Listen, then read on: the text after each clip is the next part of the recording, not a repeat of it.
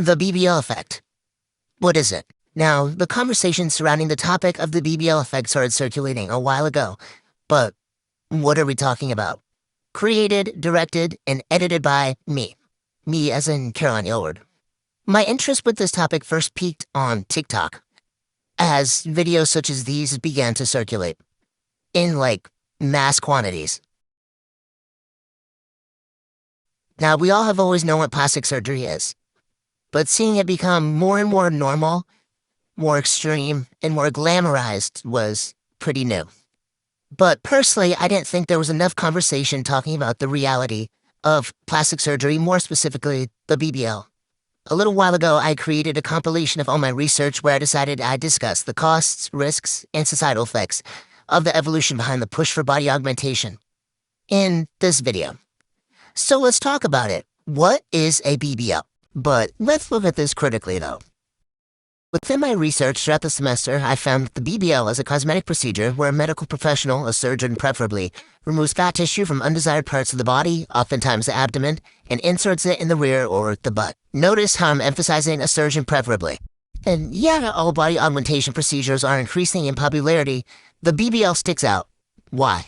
How have BBLs been normalized to the extent that they are, even though it's the most dangerous cosmetic surgery you can get? With that being said, I'd like to introduce Dr. Anthony Yoon. With a following of 8.2 million, Yoon is a board-certified plastic surgeon based in Detroit, Michigan. Yoon was featured on the Checkup podcast with Dr. Mike to discuss the deadly truth behind the Brazilian butt lift. So BBL stands for Brazilian butt lift, and essentially it is taking fat from a different part of your body and injecting it into the butt. We thought that this was the safest way to enhance the buttocks. Our society and our culture, it's really focused on the derriere. Unfortunately, studies have now shown that it has the highest mortality rate, death rate, in all of plastic surgery. There was a study that showed that literally 1 in 3,000 women who undergo this surgery die from it. And often they're young women of color. I don't think that it's not a safe operation. I think there are unsafe ways to perform it. But where I caution patients is to be very careful if the person who's doing it on you is not a true expert in it. You don't want somebody dabbling in your butt, because when somebody's dabbling and they don't know those planes very well, that's when people die. As this increases in popularity, the general middle or lower classes can't afford high-end surgeries like celebrities can. Now this is where it gets tricky. For affordability and convenience, people travel to foreign countries where the cost is cheaper, but the risk is high.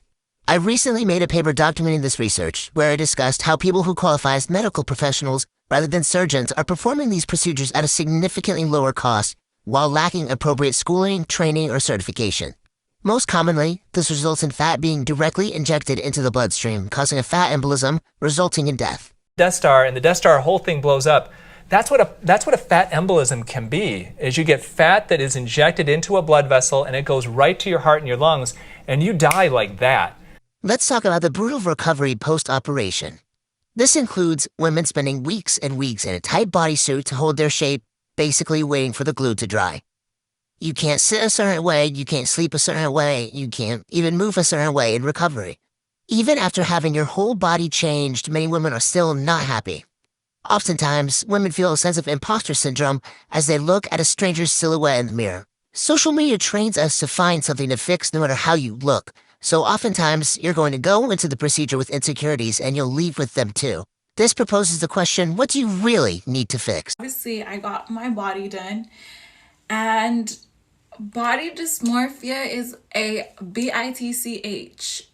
Now, as was briefly touched on earlier, I'd like to take a moment to discuss the appropriation and gentrification behind the trends of plastic surgery. The idea of the hourglass figure, even down to the lip size, reflects body traits that are commonly found within women of color, specifically Black women. When you see young Black girls get shamed and hypersexualized for this, and white women such as the Kardashians and that family are suddenly elevated to the beauty standard, it's so disorienting. And it kind of creates this sort of cycle of appropriation and commodification. Moreover, do you think if you told these women in 2002 that they had a big butt, they would say thank you? No. They'd cry, actually. So really, how has this idea of the perfect body changed so drastically? And how does the boom of social media allow women's bodies to be so rapidly forced in and out of style? How will this era of plastic surgery turn out by the next time we decide the ideal female figure isn't appealing anymore? As mentioned previously, the topics of eating disorders and body dysmorphia are synonymous with the conversation of body augmentation procedures. If we think about this rationally, why is it normal to drop thousands and thousands of dollars and nearly die to achieve social standards that will expire within the next 10 years? More specifically, if this wasn't about insecurities pertaining to the male gaze, why is it that cosmetic procedures are almost always done on parts of women's bodies that have been most sexualized?